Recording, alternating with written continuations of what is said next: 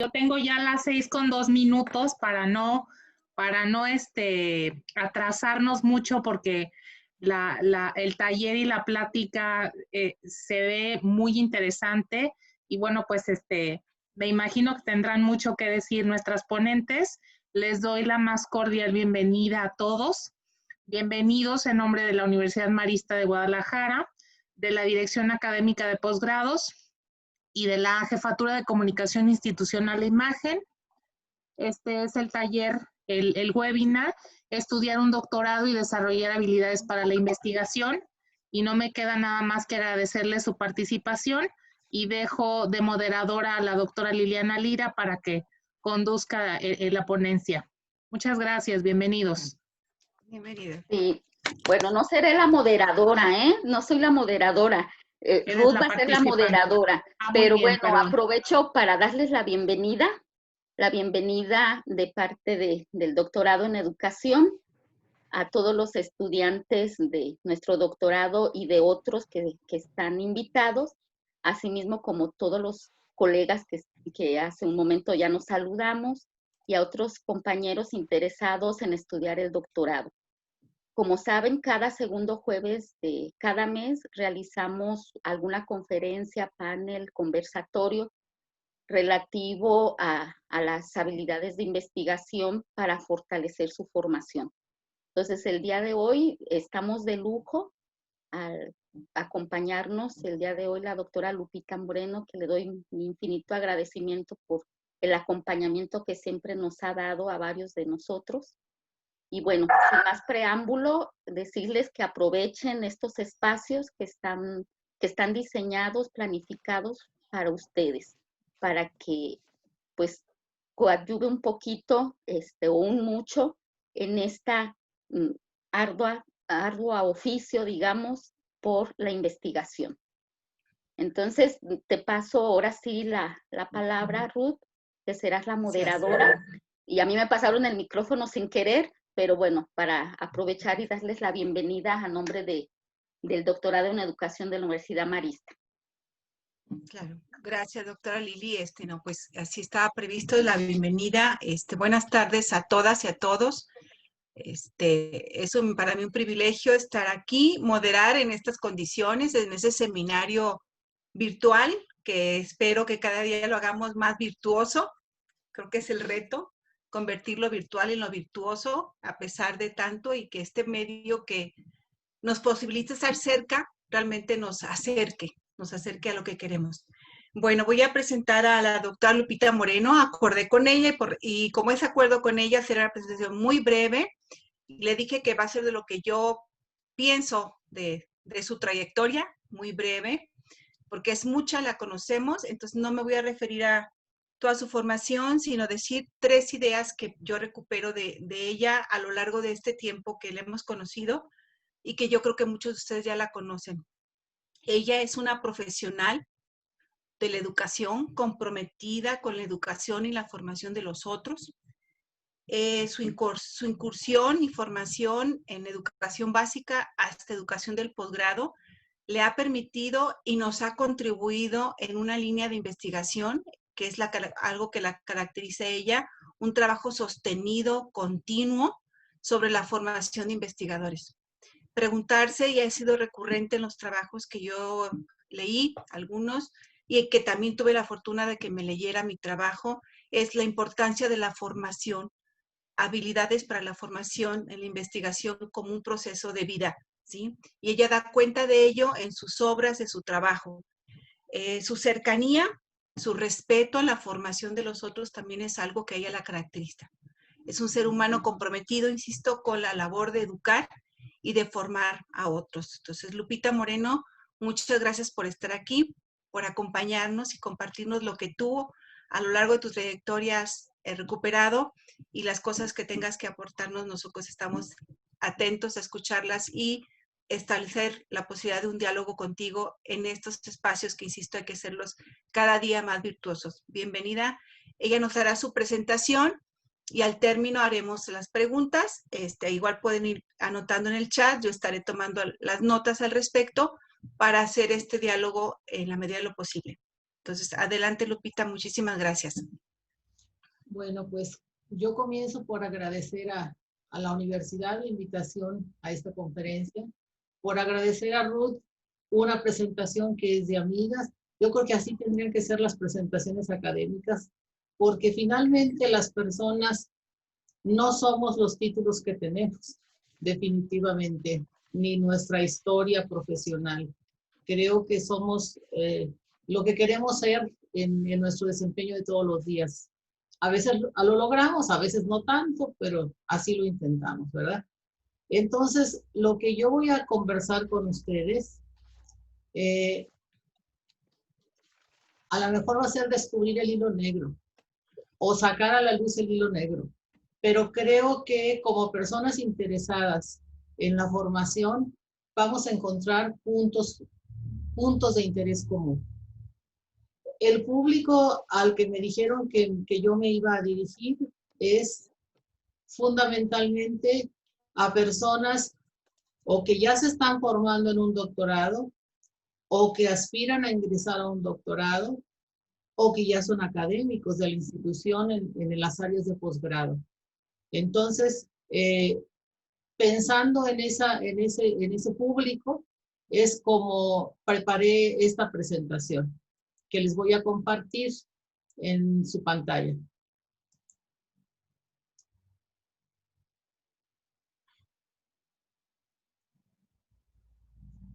Fíjense que en el solo título de esta conversación, estuve pensando en cuál sería la palabra a poner inicialmente.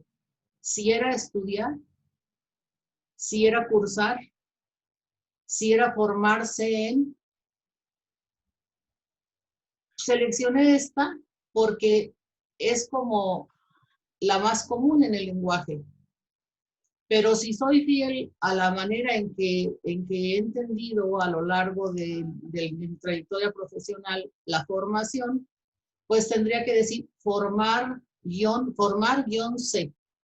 O sea, formarse en un doctorado y desarrollar habilidades para la investigación.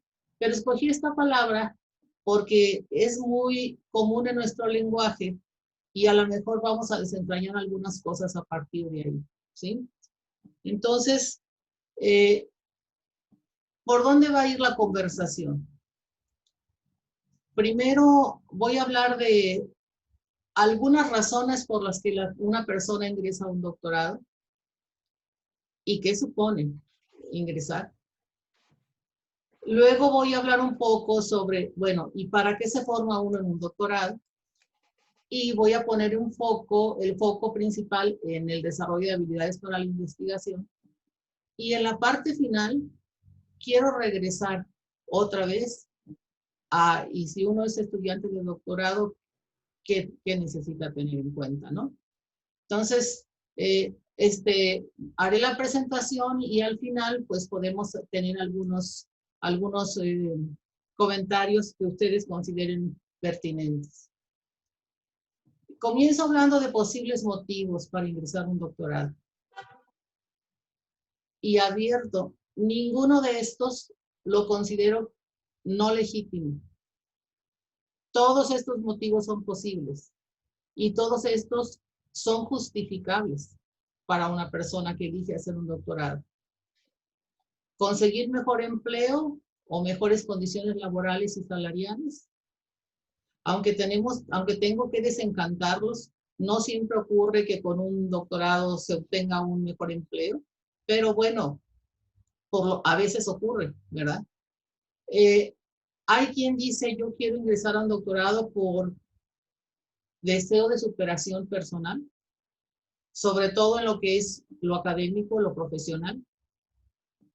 A veces por atender a presiones de la institución donde se elabora, porque ustedes saben que sobre todo las instituciones de educación superior insisten con sus académicos. Tienes que obtener el doctorado como grado preferencial. Y si tú quieres dar clases en maestría, tienes que tener un doctorado, por ejemplo. O simplemente quieren un personal cualificado de la mejor manera posible. Entonces, a veces se ingresa a un doctorado por algo de este tipo, pero también a veces por interés y gusto por la investigación. Ese puede ser otro motivo. O puede haber varios combinados, desde luego, ¿verdad?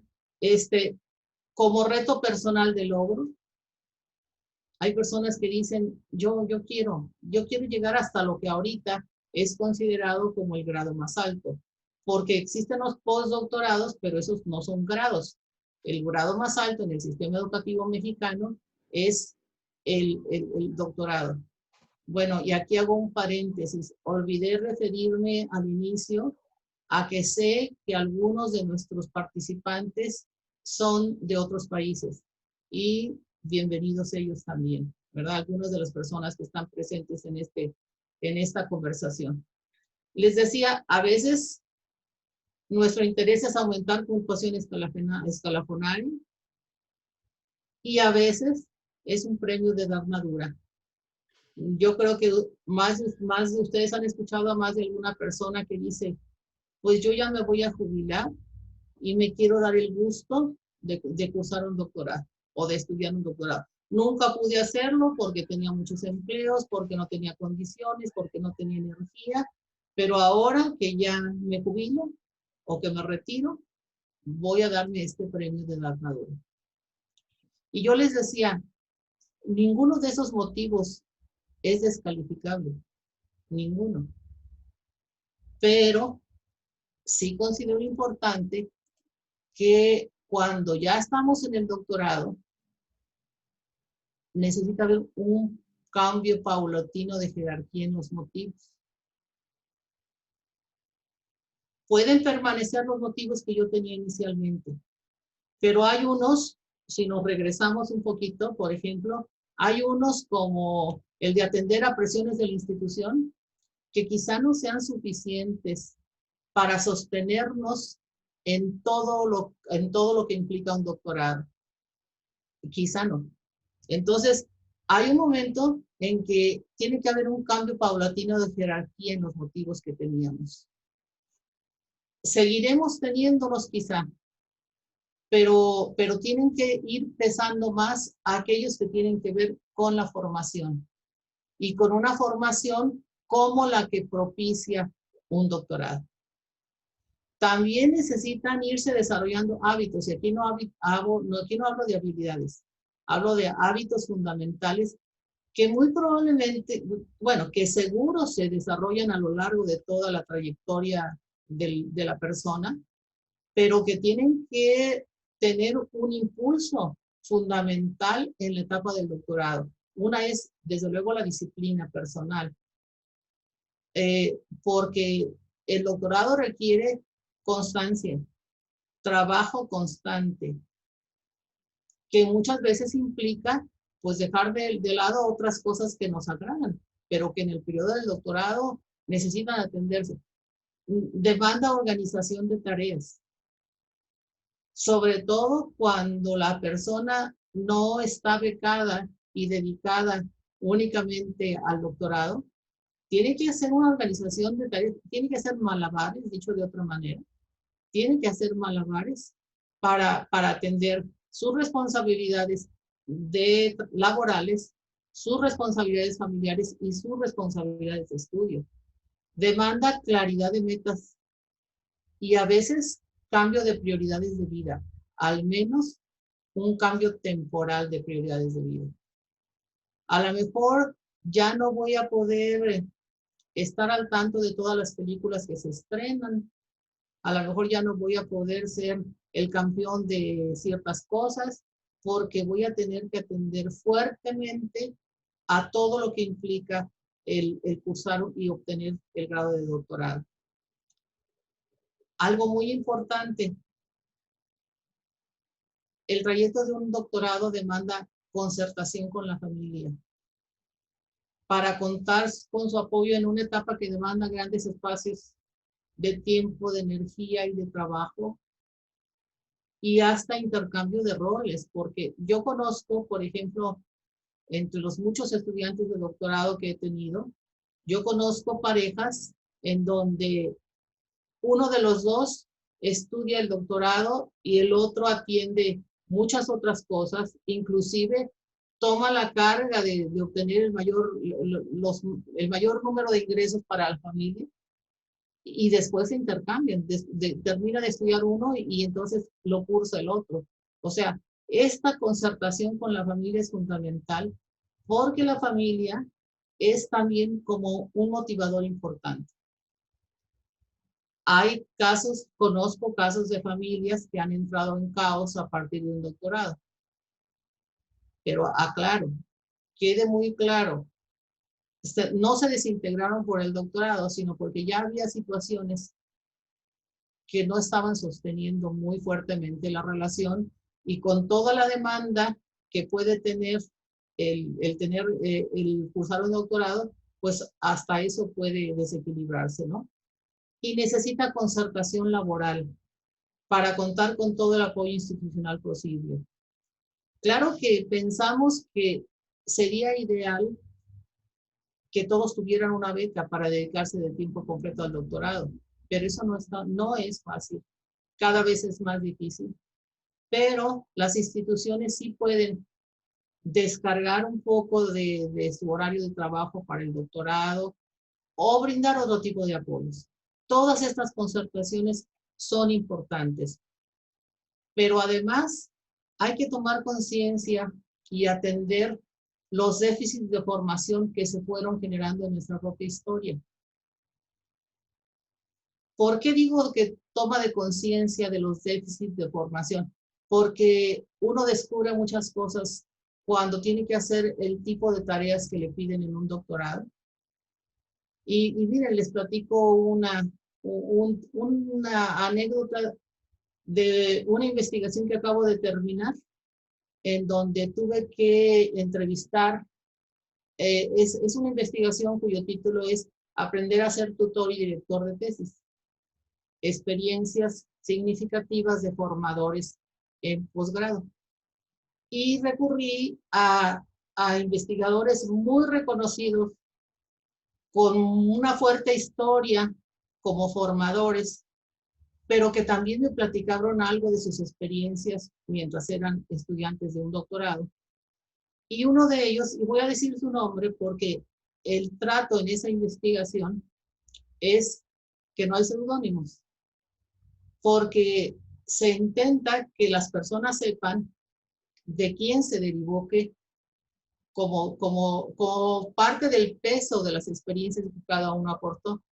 Entonces, compartiendo con el doctor Raúl Fuentes Navarro, él narró que un aprendizaje cumbre en su formación doctoral fue cuando un profesor también muy reconocido, el doctor Fernando Leal Carretero, le regresó un trabajo que decía, no sabe escribir.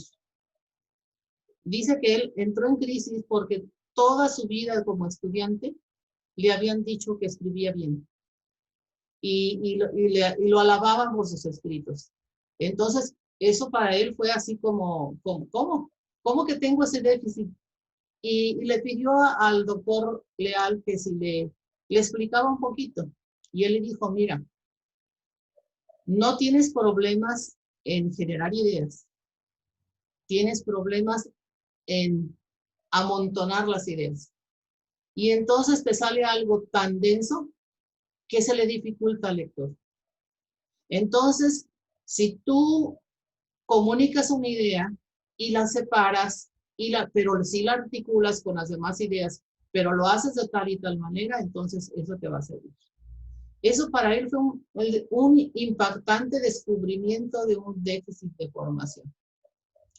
También en el doctorado nos puede suceder que de haber sido, y en la maestría incluso, que de haber sido estudiantes brillantes en toda nuestra historia de educación, de repente aquí nos piden hacer cosas que no son las que sabíamos hacer muy bien. Por ejemplo, a lo mejor, y quiero hacer aquí un paralelo con lo que les pasa en el aprendizaje de las matemáticas a algunos estudiantes de cualquier nivel.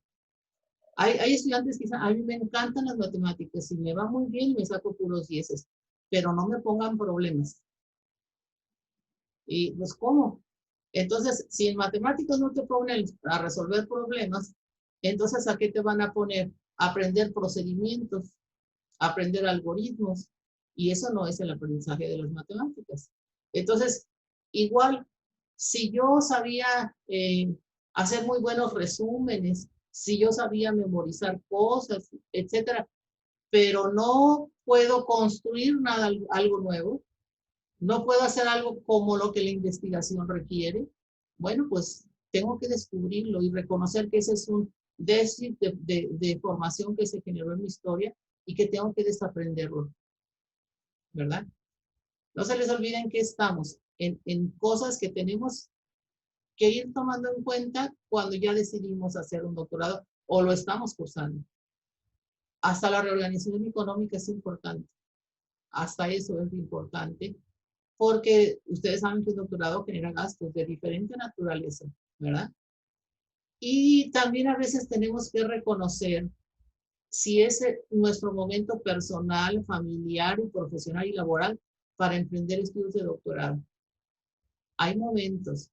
Cuando un estudiante no se queda, no permanece en un doctorado, yo no diría inmediatamente, es que no era capaz, es que no era, no había desarrollado buenos hábitos, no tuvo ganas, no le puso ganas. Yo no diría eso. Yo preguntaría, ¿era su momento para emprender una tarea sostenida y profunda como la que demanda un doctorado? Eso demanda hasta cuidado de la salud. Ustedes saben, los que hemos estado siendo, los que estudiamos un doctorado o somos profesores en el doctorado, vemos crisis de salud importantes que hay que prever, que hay que cuidar hasta donde eso es posible, ¿no? Pero sobre todo, sea cual sea el motivo por el que yo haya ingresado a un doctorado, necesito tener claridad en el objetivo central de ese nivel de estudios, que es la formación para la investigación. ¿Por qué no estoy diciendo aquí la formación de investigadores? Porque al menos en México, hasta antes de 2014, solo los doctorados tenían que estar orientados a la investigación. No había doctorados con orientación profesional, o lo que se llama profesionalizantes. O eran orientados a la investigación o no eran doctorados. Eso cambió a partir del 2014. Y está abierta la posibilidad en México de que haya doctorados orientados a la profesionalización, o sea, a formarte con un excelente nivel para el desempeño de una profesión, que en el ámbito de la educación puede ser el diseño curricular, la innovación educativa, X, o doctorados orientados a formar investigadores. Entonces, esta expresión de formación para la investigación, yo la uso como más abierta, sobre todo porque también voy a argumentar en un momento dado que esta es una formación que necesitamos todos, vayamos o no vayamos a ser investigadores, e independientemente del tipo de posgrado que decidamos estudiar. Bueno, y si yo digo que todos necesitamos formarnos para la investigación, una pregunta es importante, es, bueno, ¿y qué caracteriza a la investigación como tarea posible de realizar por el ser humano? Primero, que no existen recetas fijas para llevarla a cabo. Eso puede ser una crisis personal para un estudiante que solo aprendió a hacer cosas para las cuales le dieran los pasos a seguir. Cosa que no sucede en la investigación. Y aunque nos hablen de ciertos elementos que deben aparecer, yo creo que un altísimo porcentaje de las tareas del investigador no se hacen siguiendo una receta fija, ni se hacen aprendiendo técnicas y procedimientos, que también son necesarios, pero no suficientes. para aprender a investigar. La investigación está dentro del ámbito de las llamadas tareas complejas, como lo es la resolución de problemas, no hablo solo de problemas matemáticos, y como es la toma de decisiones en todos los órdenes, desde las decisiones personales hasta las decisiones de política pública, hasta las decisiones de qué estrategias de aprendizaje utilizar o cualquier tipo de decisiones que ustedes puedan pensar. Es una tarea que demanda una alta tolerancia a la incertidumbre. A veces sabemos cómo vamos a empezar una investigación, pero no sabemos los giros que va a tener. No sabemos si vamos a poder llegar o no a sostener lo que queríamos sostener.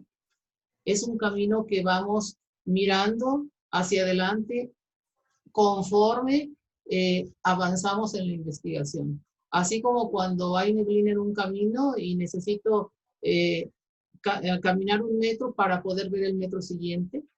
Y así pasa con la investigación. Hay caminos inciertos, ¿verdad? Pero también encierra un gran potencial de gozo intelectual. Y quien ha investigado, no importa si pequeñas investigaciones o grandiosas investigaciones, sabe del gozo intelectual que produce investigar. Desde luego no está reservada a mentes privilegiadas. Ni se puede decir, no, si es doctor es que es un superhombre o una supermujer. Yo creo que no. Ha logrado cosas muy valiosas, pero la investigación no es sinónimo de mente privilegiada, es sinónimo de persona que logró diversificar sus aprendizajes de tal manera que puede generar conocimiento, ¿verdad? Desde luego puede constituirse en un objetivo de formación. ¿Y por qué digo esto? Porque a veces hay una especie de duda. ¿Se puede formar para esto? Y cuando alguien dice, no, es que a investigar solo se aprende investigando. Sí, es cierto, solo investigando, pero con la orientación, con la promoción de otros que ya están consolidados en el oficio, ¿verdad? Pero sobre todo, y aquí es donde voy a hacer una articulación muy importante, demanda el desarrollo de una amplia gama de habilidades. Y casi adivino que alguien está pensando, ¿solo habilidades? No, no solo habilidades. Por supuesto que la investigación demanda el construir conocimientos y desarrollar habilidades y hábitos y actitudes y demanda internalizar valores, pero el gran supuesto con el que yo he trabajado desde que incluí esta temática entre los otros asuntos que he investigado es que el desarrollo de habilidades es lo que da articulación y sentido a la formación para la investigación, pero las habilidades no entendidas como técnicas y procedimientos, ¿verdad? Como lo vamos a ver ahorita. Este perfil de habilidades investigativas a desarrollar no es nuevo. Ha estado desde las primeras producciones de investigación y al irlo como contrastando con las cosas nuevas que van apareciendo, he podido confirmar como la consistencia y la validez de esto, no como lo único, pero como algo que sí da bastante idea de qué habilidades necesitamos desarrollar para realizar investigación de buena calidad. Y esas habilidades las fuimos agrupando en lo que llamamos núcleos.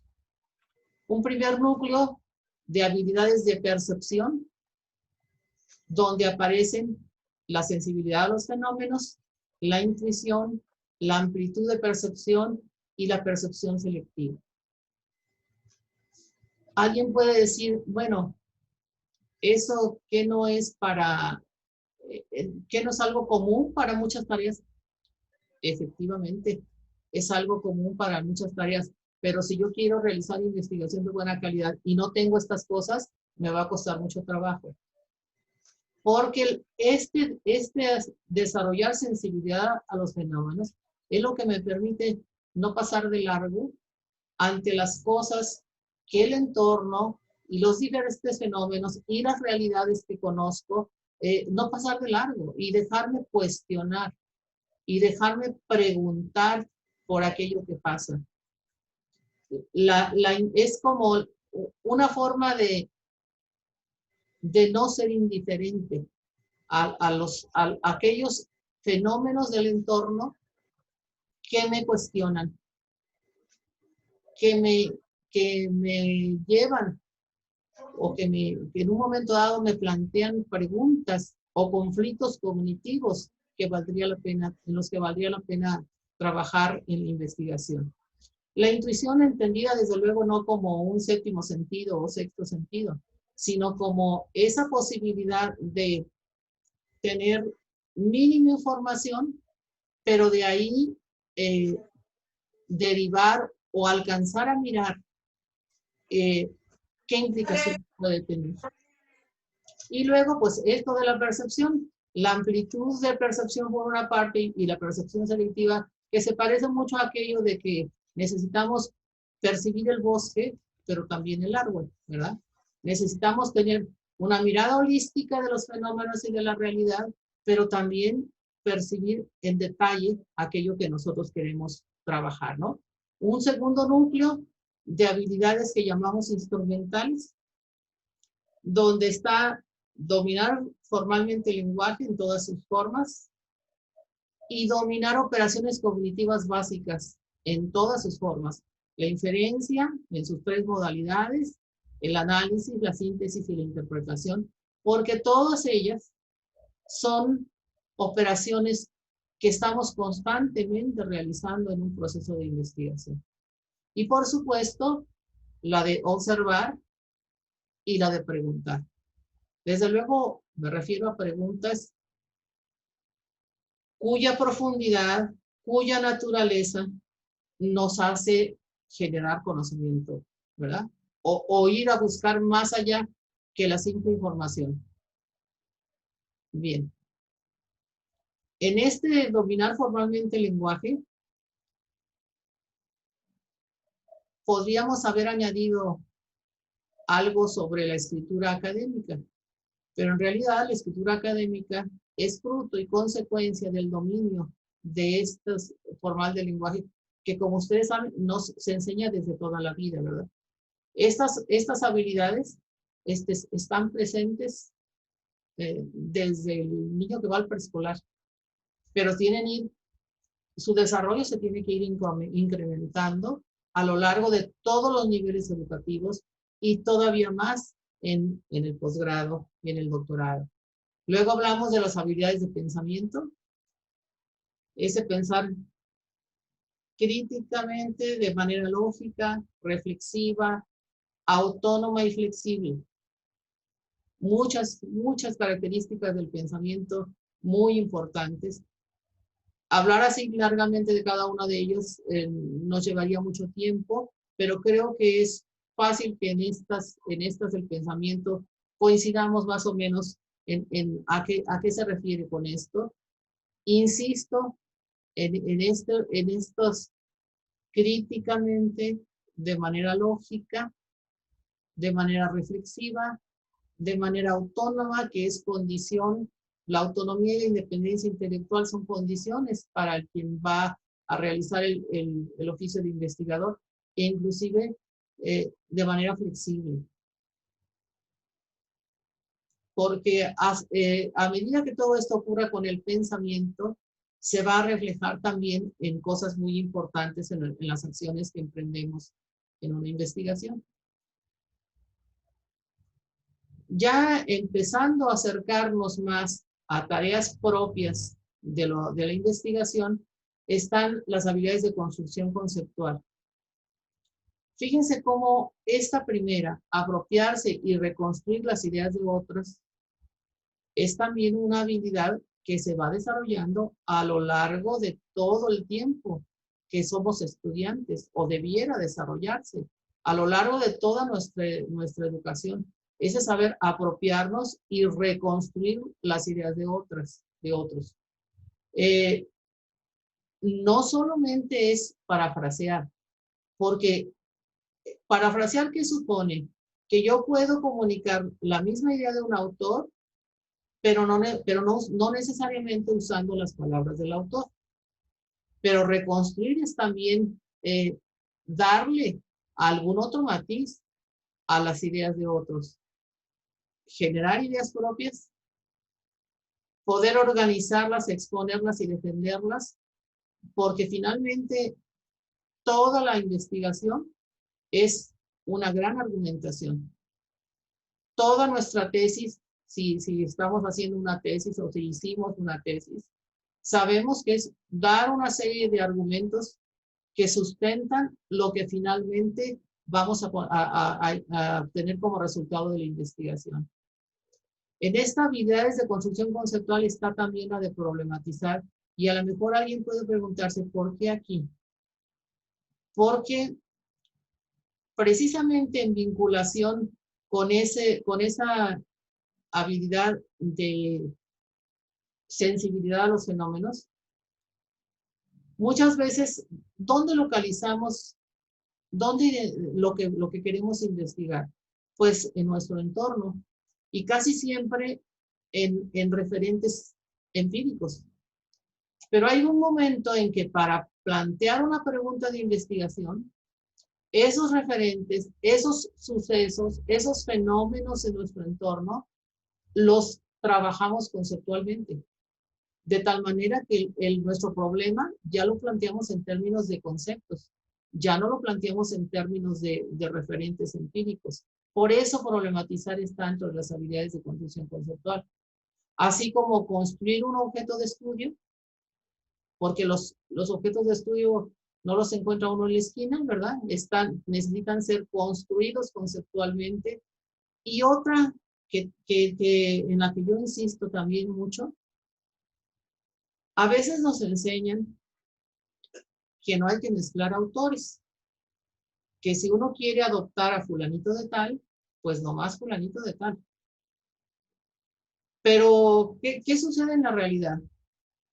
Que mezclamos autores a veces y los mezclamos mal. O sea, queremos poner como compatibles los planteamientos de autores que no lo son, o de autores que tienen algunas ideas compatibles, pero otras no.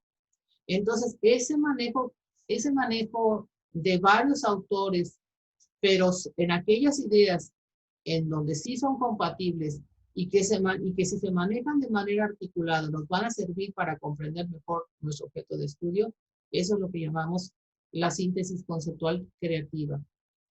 Luego vienen las habilidades de construcción metodológica, también ya más vinculadas con lo que se hace en el proceso de investigar, que son justamente construir el método, y fíjense la palabra construir el método, no dice elegir el método, intencionalmente no dice elegirlo, porque sí hay manuales de investigación que describen métodos, pero cada investigación finalmente requiere su método y requiere que ese método se adecue, se haga pertinente al conocimiento que yo quiero construir. Demanda construir observables, o sea, ¿cómo voy a vincular mis conceptos con referentes empíricos?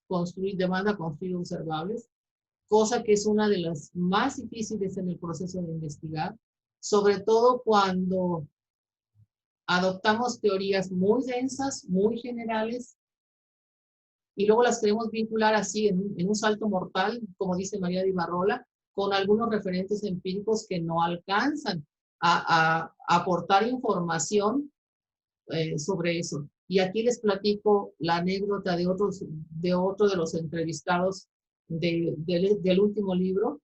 Es el doctor Juan Manuel Piña Osorio, de la UNAM, que dice que él estudió la licenciatura en sociología, pero él desde un principio tenía la idea de que le gustaba un referente conceptual e ir al campo. Él es así como, no concibe una investigación donde no se fuera al trabajo de campo y especialmente así la terminal de su licenciatura era sociología rural, pues le encantaba ir al campo, ¿verdad? Y a ver a los agricultores y a todo eso. Entonces dice que se fueron muy emocionados de la Facultad de Sociología, habiendo adoptado el marxismo con toda su intensidad como manera de, como visión sociológica de lo que ocurría en la producción agrícola.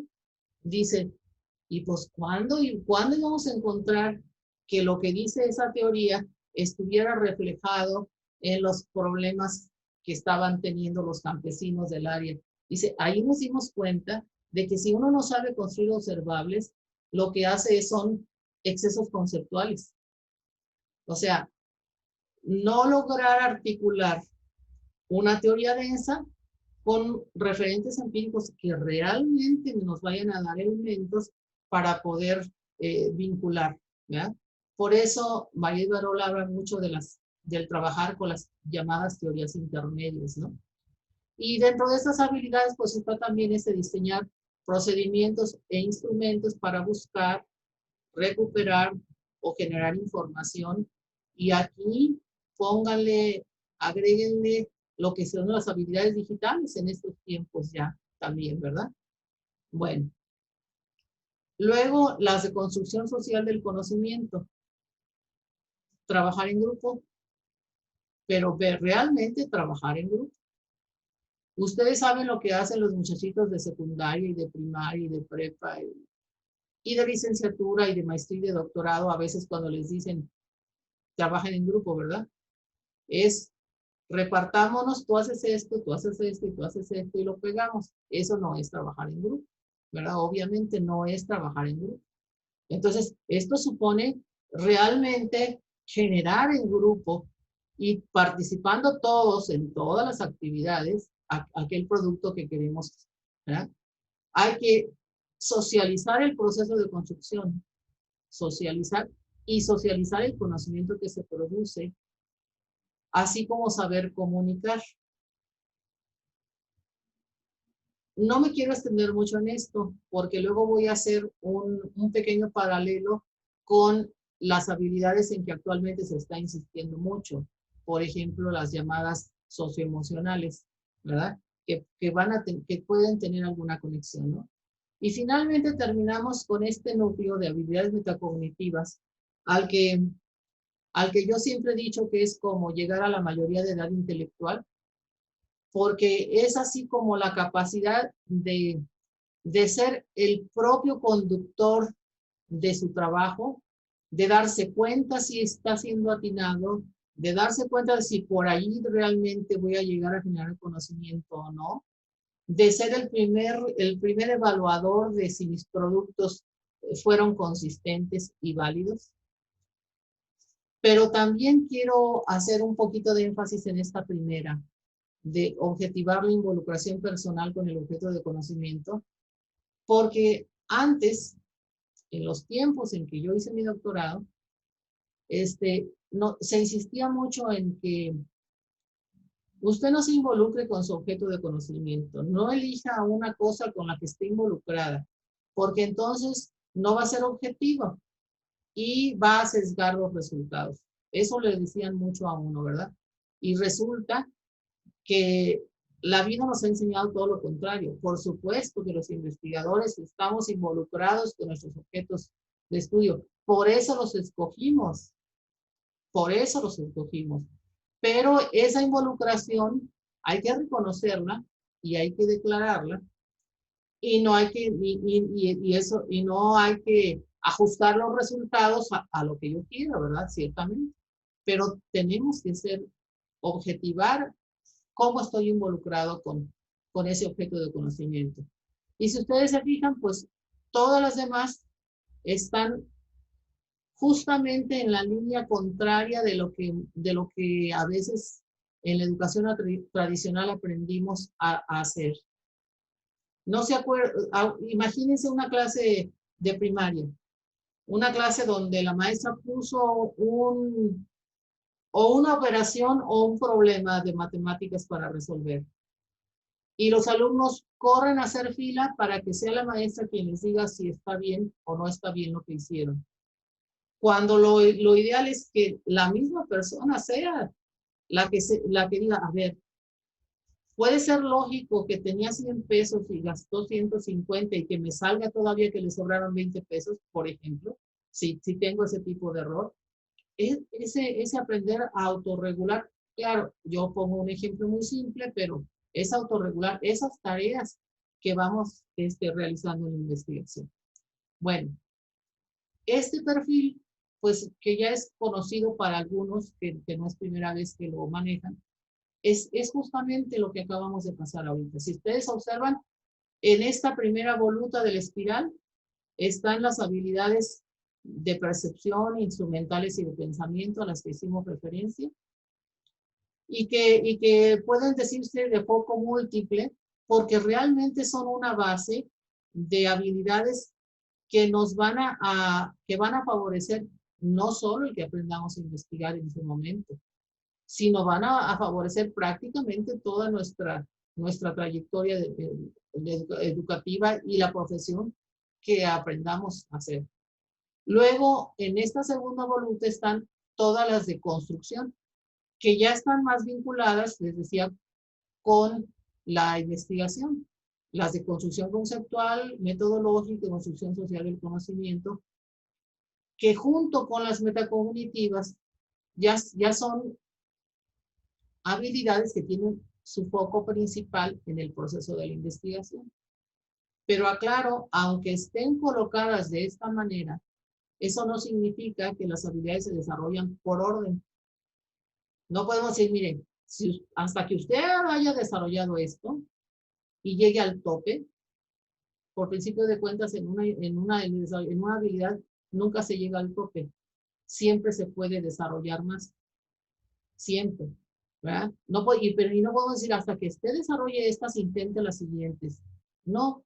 Los niños empiezan a desarrollar habilidades metacognitivas, sobre todo cuando son incitados a ello, ¿verdad? Cuando se propicia. Bueno, este es el perfil que mencionamos. Ahora viene una pregunta. Bueno, ¿y cómo se ubica ese perfil de habilidades investigativas en el marco de otras propuestas?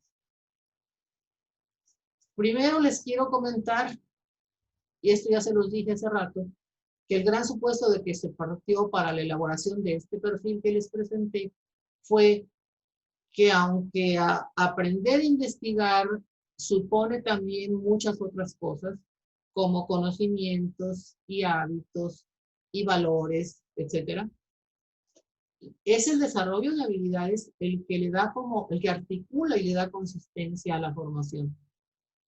Y eso nos lo dio, de alguna manera, lo que encontramos cuando hicimos esa investigación, nos dio la razón, porque cuando acudimos con formadores expertos y nos fueron diciendo las habilidades que ellos consideraban que era necesario desarrollar, al mismo tiempo se generó un perfil de actitudes, un perfil de disposiciones que la persona necesita tener para realizar investigación. Y eso nos hizo pensar más adelante, cuando han surgido, por ejemplo, las propuestas de las competencias, que no son otra cosa justamente que incluyen justamente esos elementos a los que yo me he referido antes, ¿verdad? Y que están muy vinculadas con la posibilidad de transferir lo que se aprende a otras situaciones.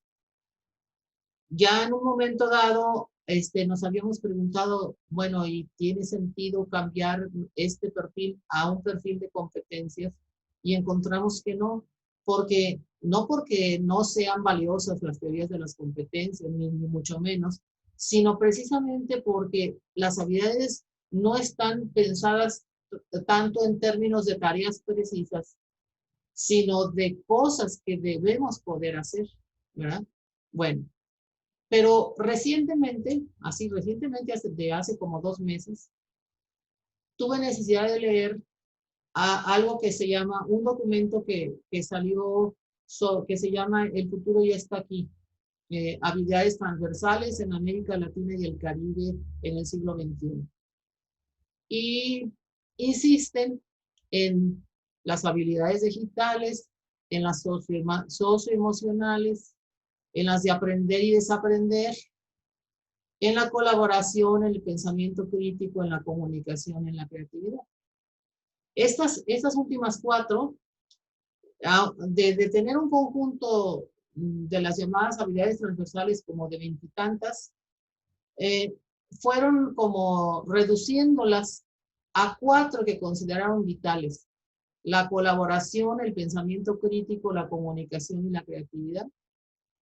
Y si ustedes recuerdan cómo hemos pasado ahorita por los núcleos, ese trabajar en grupo, ese socializar el proceso de construcción, ese desarrollar ciertas habilidades de pensamiento, ese comunicar que está en las habilidades de construcción social, y esas de pensamiento que incluyen la creatividad, no dista mucho las propuestas actuales de lo que estamos insistiendo en el perfil de habilidades.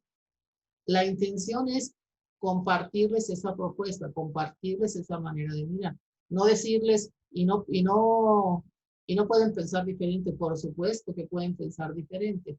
Pero con esto les quiero decir, nos hemos ido cuestionando con el tiempo a medida que aparecen otras propuestas. Hemos ido haciendo paralelos y encontramos con que, por ejemplo, me detengo en estas un poquito, en las socioemocionales. Hay colegas que son tutores y directores de tesis que yo muchas veces escuché decir, yo no me involucro con los alumnos más que en lo académico. Yo no estoy para nada de habilidades socioemocionales. Y resulta que cada vez más ese tipo de factores juega un papel importante en el aprendizaje de los estudiantes y en la forma en que viven sus doctorados. Esas habilidades socioemocionales, entre las que está, por ejemplo, la resiliencia, la que mencionaba antes de la tolerancia a la incertidumbre, las de autogestión, pues todas esas, si ustedes se fijan, y si les parece conocido con lo que acabo de mencionar, están y son importantes, ¿no? Bueno, ya para ir cerrando, me regreso a la formación. Si uno se pregunta, ¿quién necesita ser formado o formarse para la investigación? Pues yo encuentro 4 tipos de personas. Los que se van a dedicar al oficio, definitivamente. Los que no se van a dedicar al oficio de investigador, pero pueden enriquecer su desempeño profesional con el uso de ciertas herramientas de investigación. Aquí están sobre todo los posgrados profesionalizantes. ¿Quién ha de ser un buen usuario de productos de investigación? O sea, ¿quién debe poder interpretar lo que le informan que es resultado de investigación, como para decir, ¿de veras es confiable?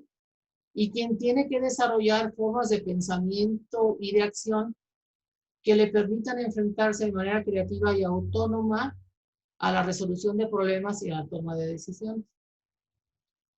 Ahora díganme, ¿quién de ustedes no cabe en alguna de estas 4 alternativas? Díganme quién. Un ama de casa simplemente tiene que ser buen usuario de que los anuncios que no le digan, tantos el porcentaje escogieron tal cosa, etcétera. O sea, todos quedamos aquí. Ya sea que nos formemos en un posgrado o no nos formemos en un posgrado, pero este último todos lo necesitamos. Desarrollar formas de pensamiento y de acción que nos permitan enfrentarnos de manera creativa y autónoma a la resolución de problemas y a la toma de decisiones. Por eso, de ahí la propuesta que hicimos ya hace tiempo, de que estas habilidades investigativas tendrían que ser un currículum transversal desde la educación básica. No poniendo cursos que se llamen desarrollo de habilidades para la investigación, no, sino que lo que se hace en las actividades para propiciar el aprendizaje, que también vayan empujando el desarrollo de algunas de las actividades que fuimos mencionando. Ahora, pensando en el doctorado, que es principalmente el interés o las personas para las que nos estamos dirigiendo, pues el doctorado no empieza de cero, pero tiene muchos diferentes puntos de partida. Quien ya hizo investigación en su maestría o en su licenciatura, es probable que tenga menos dificultad que quien llega por primera vez a hacer investigación formal. ¿Y por qué le cuesta trabajo? ¿Porque no es tan listo como los demás? No, porque a lo mejor no ha tenido oportunidad de desarrollar más sus habilidades. Hay que comprender también algo muy importante que, sobre todo en los doctorados en educación, que no tienen su centro en la formación disciplinaria. Algunos egresados de doctorado les ha pasado que les preguntan, ¿y qué vas a saber hacer ya que salgas del doctorado en educación? O quieren que sean expertos en todo, en hacer un diseño curricular o en todo. Y resulta que el doctorado no tiene su centro en la formación disciplinaria, pero aporta esta sobre todo por vía del autodidactismo. Esta es una razón para que si una persona que se ha formado en otras disciplinas quiere venir a un doctorado en educación, sea consciente de que va a tener que ponerse al día en temas de educación, porque eso no se lo va a dar el doctorado, muy probablemente, ¿no? Sobre todo es espacio para que los formadores actúen como mediadores en apoyo al proceso de quien se forma a sí mismo. Y aquí es donde les quiero insistir. En todos los niveles, pero sobre todo en el posgrado, ya es el estudiante quien se forma a sí mismo. Sí, con el apoyo de sus formadores, pero principalmente creciendo en la autonomía y en la independencia intelectual. Por eso, hay que entender que en un seminario, hay seminarios con acentuación diferentes, por ejemplo, de metodología, de especialización, de investigación, pero es indispensable que se incorpore la crítica académica porque la investigación se alimenta de la crítica y es una estrategia privilegiada de formación, la crítica. Pero de todo, sobre todo demanda la autocrítica y los retornos reflexivos constantes como aprendizaje de lo que supone el ejercicio cotidiano del oficio de investigador.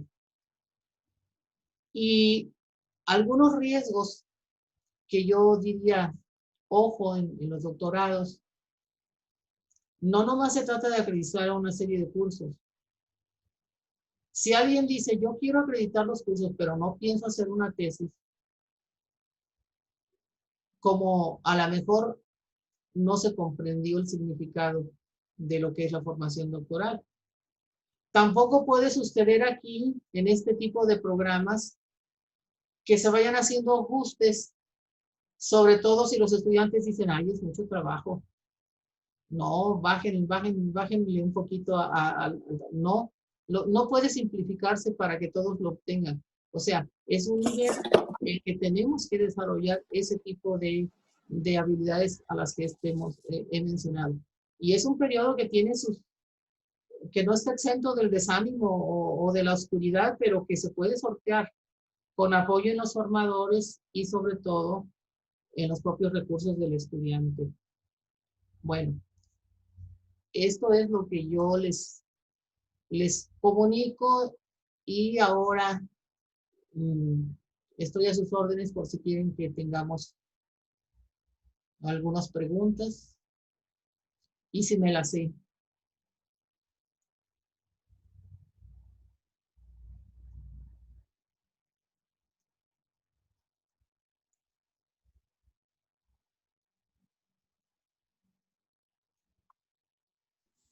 No te escucho, Ruth. En el chat puede haber algunas preguntas. Veo que hay algunas, Ruth. Nada más, a quienes están levantando la mano, pedirles que en el chat las anoten. Me voy a permitir leer 2 de ellas, bueno, 3 que están hasta el momento, Lupita. Sí. Una de José Joaquín, dice, ¿qué elementos se toma en cuenta, perdón, para elegir el tema fenómeno de investigación? Esa es una primera. La segunda dice, ¿cuáles consideran desde su punto de vista son las habilidades y cualidades más importantes que se deberían tener en la formación para la investigación? Y la tercera dice, uno de los objetivos de la investigación es evidenciar lo que no se ve. Pregunta Eva Arellano. De acuerdo a su experiencia, los investigadores, ¿qué podemos hacer una vez que ya se evidenció una problemática? Y ahorita doy lectura a una más que está por ahí. Si gustas comentarnos, Lupita. Bueno, hay un primer punto para elegir un tema, ¿con qué base se elige un tema? ¿Verdad? Y con apoyo en la sensibilidad ante los fenómenos. O sea, con ese pasar por el mundo o estar en el mundo sin ser ajeno. O sea, a lo que sucede alrededor. Y aquello que me impacta, aquello que me sorprende, aquello que me hace plantearme preguntas que no puedo responder con la información o con la experiencia que tengo a la mano. Entonces, eso, porque el asunto es que un alto porcentaje de la probabilidad de que un estudiante termine una investigación es que esté apasionado con el tema que eligió. Que esté apasionado con el asunto que eligió para investigar. Entonces, no se elige lo que está de moda, lo que me parece, lo que es más importante, lo que me dice un director de tesis que investigue, no. Aquello que a mí me motiva y me lleva a plantearme preguntas principalmente. Ahora, sobre cuáles habilidades más importantes, esta es una pregunta muy difícil, pero pensando en el impacto, yo diría la autonomía y la independencia intelectual y todas esas habilidades que me permiten estar reflexionando constantemente en lo que hago y reorientar lo que hago. Sin que sea una respuesta contundente de esas solamente, ¿verdad? Esa es una respuesta muy difícil. Y esa pregunta de si la investigación no pretende evidenciar lo que no se ve y qué se hace luego con ello, pues eso, una vez que se ha evidenciado, lo que se tiene es justamente conocimiento nuevo. Una vez que se ha develado algo que no era evidente, bueno, y puede ser que tampoco haya quedado evidente, que se haya tenido que inferir a partir de la información, precisamente eso es lo nuevo. Ese es el conocimiento nuevo. ¿Qué se hace con él? Se comparte, se publica, se profundiza, ¿verdad? La cuarta. Perfecto. Sí, hay más preguntas, doctora Lupita. Dice Uciel Morales que ¿qué tanta apertura existe para hacer una investigación de tipo psicoanalítica? La segunda, bueno, una felicitación. Dice, ¿cuál es el peso que la ética debe tener en la formación del investigador o investigadora? Y luego le doy paso hay otras más. Sí.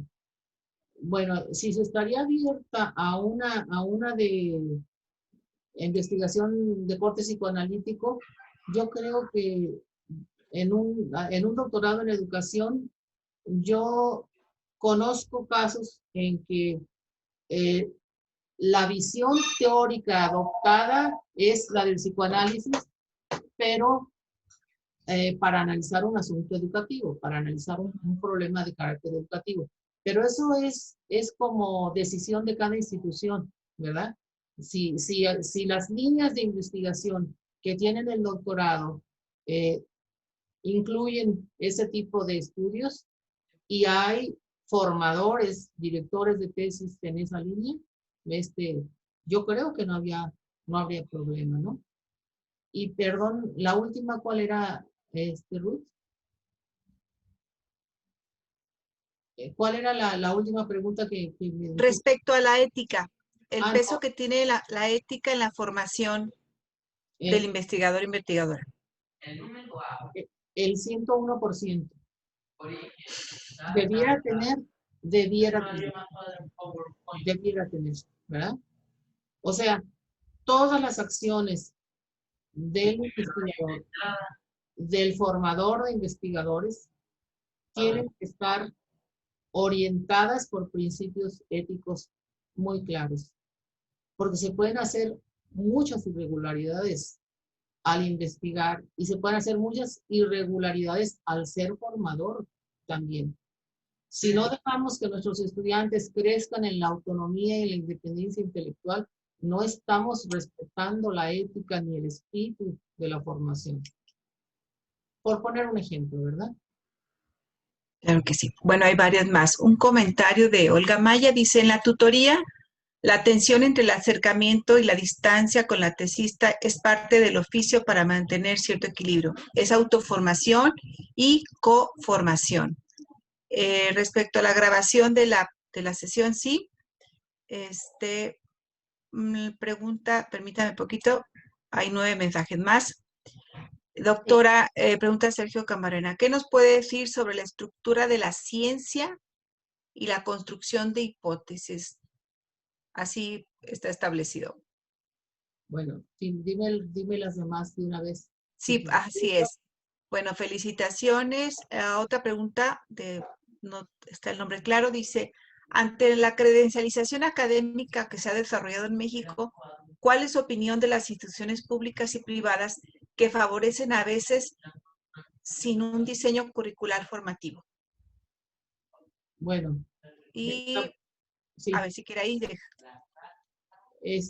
Hay 2 más todavía.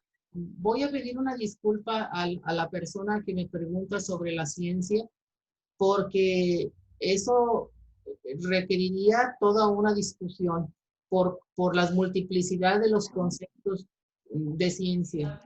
Pero un poco sobre las hipótesis, yo le podría decir que toda investigación tiene unas hipótesis declaradas o no declaradas, formalizadas con un estilo como la lógica hipotético-deductiva, por ejemplo, la hipótesis nula, la hipótesis alterna, o formalizadas como un supuesto en la investigación cualitativa. O sea, la hipótesis tiene siempre un papel generador de las acciones muy valioso, ¿verdad? Eso por un lado, en la que mencionaba. Y sobre la invitación o la presión para la credencialización, sabemos que lamentablemente eso ha dado lugar a muchas, a muchas acciones poco éticas en relación con la formación. Por ejemplo, cuando se otorgan los grados sin una formación que lo sustente, o cuando no se atiende a conciencia, ni como se supone que sea un doctorado, ¿no? Sí, yo creo que ese aspecto, si no hay una oferta consolidada y una atención cuidadosa a que realmente se genere un proceso de formación como el que debe ser en un doctorado, ahí se incurre muy fácilmente en problemas de orden ético. Muchas gracias. Bueno, hay varias felicitaciones y otras preguntas más. Ceci Valencia pregunta, tanto los posgrados profesionalizantes como de investigación, ¿se realiza investigación desde su experiencia? ¿Qué caracteriza la investigación en cada tipo de posgrado? Bueno, yo creo que... La siguiente. ¿Quiere que te lea otra? Bueno, sí, lee la otra también. Ok. Perdón, de Ruth, otra. ¿habrá manera Sí, los administradores de quitar el power de 10 minutos mejor para ver a la panelista? sí. Es Por que ya lo favor. tiene. Ajá, Sí, muchas gracias. exacto. Sí. Gracias, sí. Hasta ahí que quedó la pregunta, doctora Lupita. ¿Nomás era eso? Bueno, Sí, sí, creo que es una muy valiosa pregunta, Ceci, en el sentido de que el que un posgrado sea profesionalizante no significa está exento de formar para la investigación.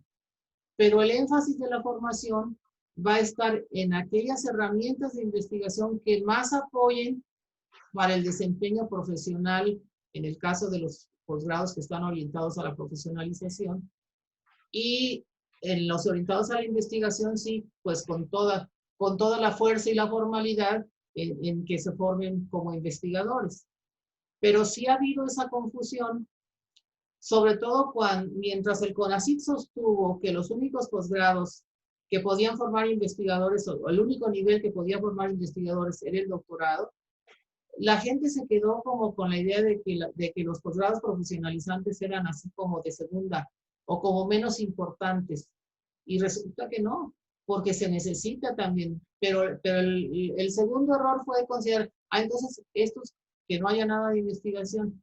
No, si acabamos de decir que todos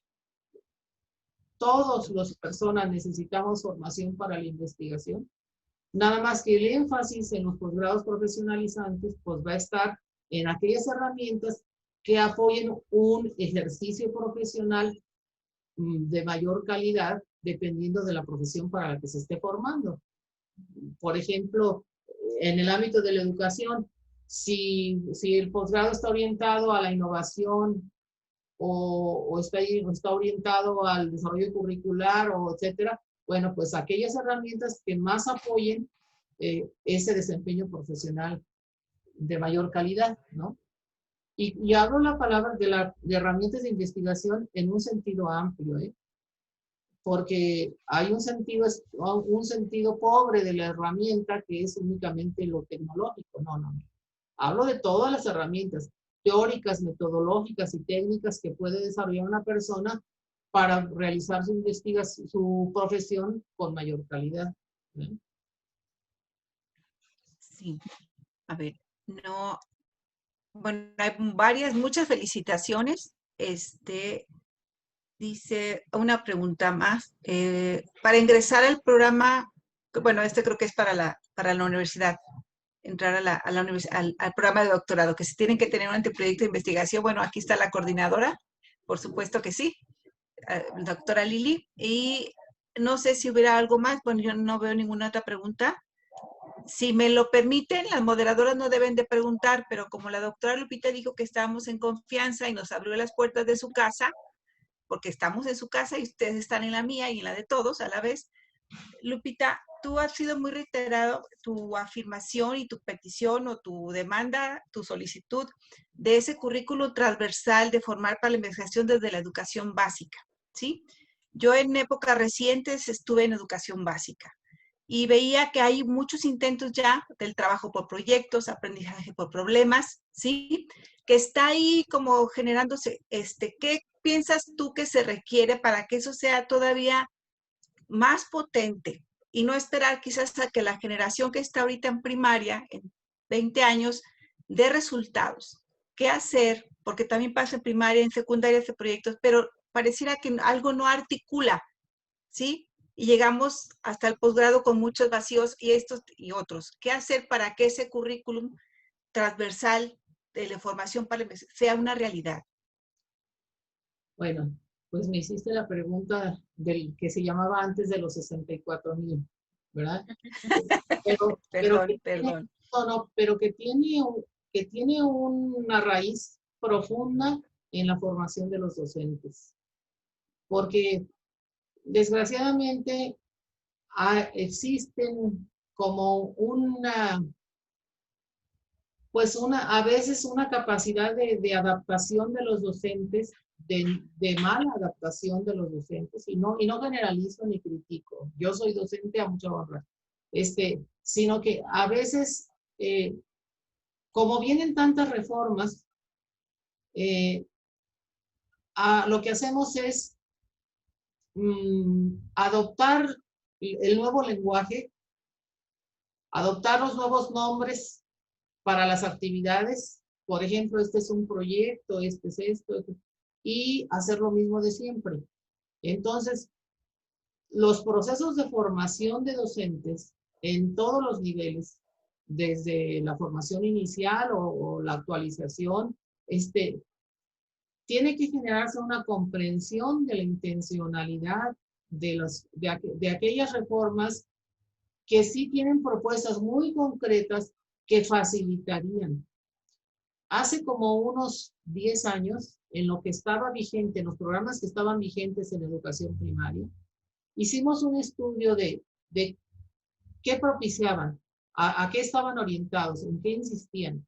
Y prácticamente pudimos encontrar, tanto en primaria como en secundaria, como en preparatoria, que si se realizara aquello que se estaba proponiendo, sí se estarían impulsando las habilidades investigativas. Entonces, sí ha habido buenas propuestas de los currículum nacionales, a veces no muy secundadas por los procesos de actualización de docentes. Y eso tiene que funcionar, fundamental, ¿verdad?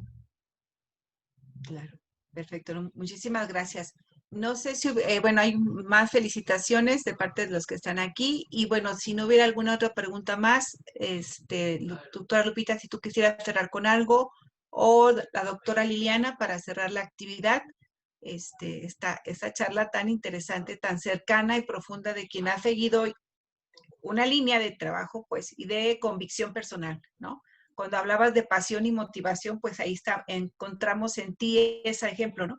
De pasión y motivación continua por esto de formar en la investigación. Muchas gracias, Lupita, yo de mi parte, y te cedo la palabra a Lili. Muchas gracias, Ruth, por moderar tan atinadamente y, por supuesto, a la conferencia de la doctora, que recopila toda una trayectoria de investigación y de vida que nos la hizo sentir. Y efectivamente son habilidades que se van desarrollando a lo largo de la vida académica y laboral. Es un oficio y seguimos aprendiendo y reaprendiendo, ¿verdad? Entonces, bueno, de mi parte también agradecer y bueno, le haremos llegar la constancia de la conferencia a su correo. Y bueno, agradecer a todos los asistentes, a los estudiantes, que como ven es un estilo de vida y este pensamiento reflexivo, esa capacidad de regresar, de retomar, de reconstruir, de reconceptualizar, bueno, de muchos verbos altamente potentes que tenemos que ir asumiendo. Muchas gracias a todos, estudiantes, amigas, amigos, colegas, que estoy viendo de varias partes. Me da mucho gusto que nos acompañen en estas conferencias. Y bueno, los esperamos en la próxima. También agenden, ya saben, el segundo jueves de cada mes, a las 6, algunos a las 7, pero la mayoría son a las 6. Entonces, les haré llegar también la grabación, querida Olga, y bueno, varios que me la han pedido. Ya te debo 2. Veo también al doctor Gavino Cárdenas aquí, qué bueno que nos acompañas, y varios compañeros que también se incorporaron. Muchas gracias a todos y estaremos atentos a la próxima. Fue un gusto verlos a todos y gozar de esta magnífica conferencia. Abrazos a todos. Muchas gracias a todos. Que tengan bonita tarde. Qué gusto saludarlos. Hasta pronto. Buenas tardes a todos. Cuídense mucho. Adiós, doctora Lili. Bye. Gracias, doctora A todos, Lili. a todos, a todos. Adiós, gracias. Hasta luego. Saludos a todos. Saludos a todos. A todos. Saludos. Bye. Hasta luego, No olviden doctora la Lina. sesión informativa de gerontología. Les ponemos ahí el póster. Es el 24 de noviembre a las 6 p.m. Ok. Muchas gracias. Hasta Gracias luego, a muchas ustedes. gracias. Buenas noches. Hasta luego, buenas noches. Buenas noches. Doctora Lili, gracias.